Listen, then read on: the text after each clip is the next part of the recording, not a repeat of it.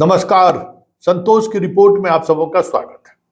और आज हम संतोष की रिपोर्ट में चर्चा करने जा रहे हैं कि जिस वक्त दिल्ली में चिराग की घेराबंदी को लेकर बीजेपी के शीर्ष नेतृत्व के बीच मंथन चल रहा था, ठीक उसी समय कल बोधगया में एलजेपी का जो रामविलास एलजेपी है उसके पदाधिकारियों की बैठक चल रही थी। कहा गया था कि चिराग बिहार से दूरी बनाकर रखे। चिराग बिहार में कुछ भी ऐसा बयान न दे जिससे सरकार असहज हो, नीतीश असहज हो। लेकिन जो खबरें मैंने पहले दिन दिखाई थी कि प्रशांत किशोर के साथ जो डील होने की बात आ रही है, उस डील का एक बड़ा हिस्सा था पूरे बिहार में दौरा करना, जिसको लेकर बीजेपी काफी फूक फूक कर कदम चल रही थी। प्रिंस के माध्यम से प्रिंस मंत्री हो सकते हैं, इस तरीके की खबरें चलवाकर, फिर पारस के राज्यपाल बनने की खबरें चलाकर कहीं न कहीं बीजेपी चिराग को असहज कर रहा था कि असहज हो तो फिर बात हो। दोनों और बात हुई भी, शाह से भी मुलाकात हुई, नड्डा से भी मुलाकात हुई और दिलीप जायसवाल से भी मुलाकात हुई, लेकिन वो बात नहीं बनी जो बात बीजेपी चाह रही थी।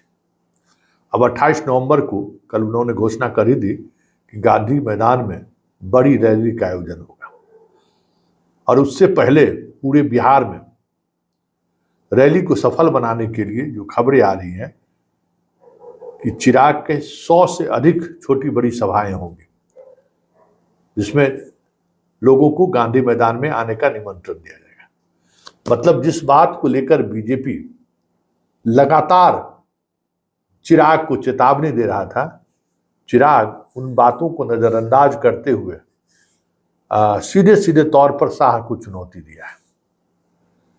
ये खबर आपको लग रहा होगा कि क्या कह रहे हैं संतोष, लेकिन ये खबर पक्की खबर है। और इतना ही नहीं, जो तय हुआ है कि बिहार के सभी जिलों में एक एक सीट तो चुनाव लड़ेंगे ही लड़ेंगे। इसके अलावा बेगूसराय, समस्तीपुर, खगड़िया, वैशाली, जमुई, जिन जगहों से इनका सांसद है या फिर जहां प्रभाव वाला क्षेत्र रहा है, उन जिलों से 2 से 3 सीटों पर उम्मीदवार ये खड़े करेंगे। कुल 65 सीटों को इन लोगों ने चिन्हित किया है और कुछ भी हो जाए 50 और 60 के बीच से कम सीटों पर चिराग मानेंगे नहीं। मतलब सीधे सीधे तौर पर ये 2025 के विधानसभा चुनाव में बीजेपी और नीतीश दोनों को चुनौती देने का मन बना लिया है। अब देखना यह है कि बीजेपी और जदयू चिराग के इस चिराग जलाने की जो कोशिश हो रही है, रामविलास पासवान के नक्शे कदम पर चलने की जो पटकथा लिखी जा रही है, ऐसे में सवाल उठना लाजमी है कि चिराग के साथ 2025 के लोक विधानसभा चुनाव से पहले एनडीए से बाहर का रास्ता दिखा दिया जाता है या फिर इन्हें रैली के चंद दिनों बाद बीजेपी पद छोड़ने पर मजबूर कर देता है। 2 चीजें चल रही हैं और बेहद ही गंभीरता से चल रही है, क्योंकि किसी भी परिस्थिति में बीजेपी इस बात को लेकर इस बार कहीं से भी ये कह सकते हैं कि उस पर जो आरोप लगा 2020 में, उस आरोप की वजह से बहुत सारे रिश्ते में खटास भी आई।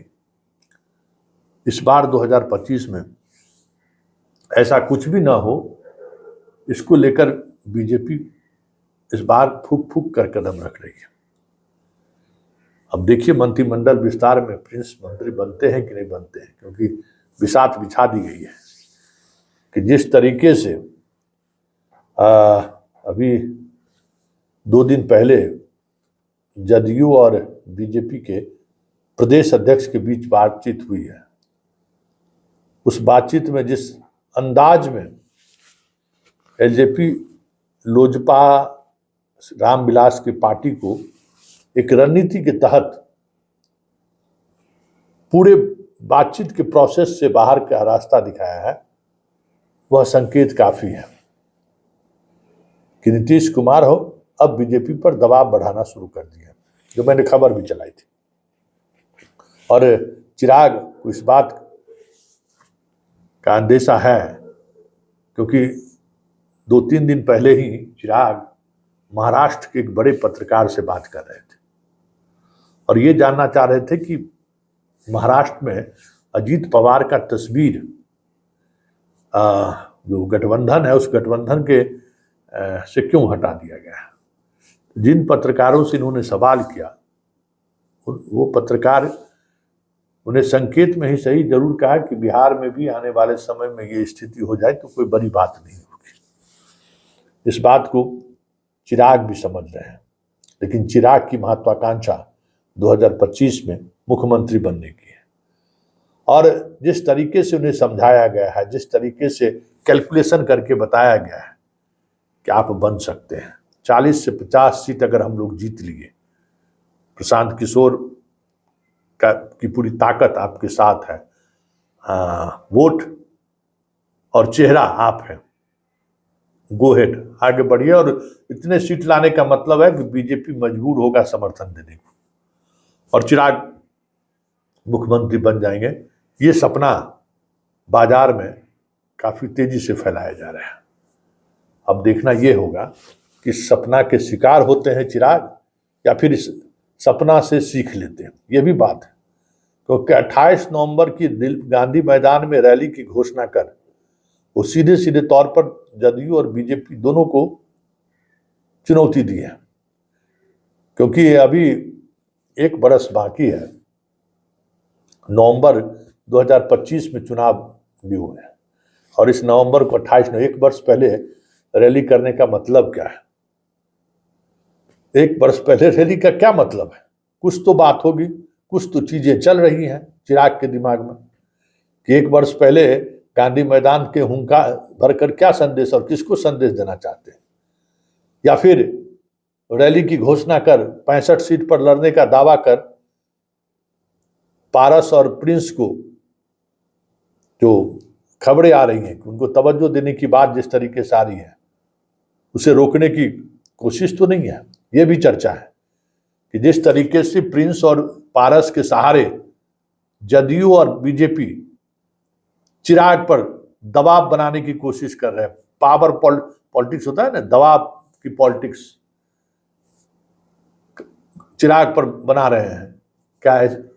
चिराग 28 नवंबर को रैली की घोषणा कर उस पावर पॉलिटिक्स के प्रभाव से अपने आप को मुक्त दिखाते हुए सीधे तौर पर चुनौती तो नहीं डाली कि आप बनाइए, देखिए हम रैली करके आपको जवाब दे देते हैं कि वाकई रामविलास पासवान का असली वारिस कौन है। मतलब साफ है कि दोनों तरफ से सौ और मात का खेल शुरू हो गया है और अब इस खेल में कौन किसको पटकनी देता है ये देखने वाली बात होगी, क्योंकि 65 सीट का मतलब है जिस तरीके की सूची बनाई गई है, जदयू की विनिंग सीटें कम से कम 25 से 30 ऐसी सीटें हैं जिन सीटों पर सीधे सीधे तौर पर चिराग दावा कर रहे हैं और उसमें भी अधिकांश ऐसे सीट जहां उनका दलित का समीकरण जो है वो 2005 से जिसके सहारे साधते रहे, उस नैरेटिव को साधते रहे हैं जिस नैरेटिव के सहारे उन्होंने रामविलास पासवान के परिवार की राजनीति को कमजोर कर दिया। रामविलास पासवान की राजनीति के परिवार को सिर्फ महादलित के सहारे ही नीतीश ने कमजोर नहीं किया, उनके परिवार से जुड़े हुए महेश्वर हजारी, उनके परिवार से जुड़े हुए शशि हजारी सबको टिकट दिया और उनको विधायक बनाया, सांसद बनाया, मंत्री बनाया। और मिथिलांचल का वो इलाका जो सबसे प्रभाव वाला क्षेत्र माना जाता है रामविलास पासवान का, उस प्रभाव वाले क्षेत्र में उन्होंने चुनौती दी। अलौली से चुनाव हराया नीतीश कुमार ने, पारस हारे थे ना विधानसभा चुनाव, अलौली की सीट उनसे छीन लिया उन्होंने। रोसड़ा की सीट पर तीसरे नंबर पर चले गए वो। कल्याणपुर में बुरी तरह से जमानत जब्त हो गया उनके प्रत्याशी को। तो ऐसी तमाम सीटें हैं, जो सीटें रामविलास पासवान के 91 की राजनीति, जब जनता दल की राजनीति शुरू हुई, सोशल जस्टिस की राजनीति शुरू हुई, उस दौर से लालू से विवाद हुआ, या लालू के साथ रहे या लालू से अलग होने की कोशिश जब भी हुई, ये ऐसा इलाका है जिन इलाकों के लोग रामविलास पासवान के साथ खड़े रहे हैं। 2005 में भी जब चाबी लेकर भागने की बात कर रहे थे, तो यही वो इलाका है जिन इलाकों में सबसे ज्यादा सीट रामविलास पासवान जीत कर आए थे, और प्रभाव भी था, जो प्रभाव बाद के दिनों में नीतीश कुमार की सोशल इंजीनियरिंग की वजह से धीरे धीरे कमजोर होता चला गया। तो अब देखना यह है कि उन इलाकों में चिराग जिस तरीके से रैली के सहारे संदेश देना चाहते हैं, तो ऐसे में तो कहा जा सकता है कि खेला होवे। और अब अगर खेला होवे तो फिर चिराग और नीतीश दोनों में से किसी एक को तय चुनना होगा बीजेपी को। लेकिन बीजेपी ने तो संकेत दे दिया है कि नीतीश को लेकर सहज रहें और इनके नेतृत्व में चुनाव लड़ना है। तो ऐसे में कहा जा सकता है कि चिराग की विदाई का वक्त जल्द ही आने वाला तो नहीं है।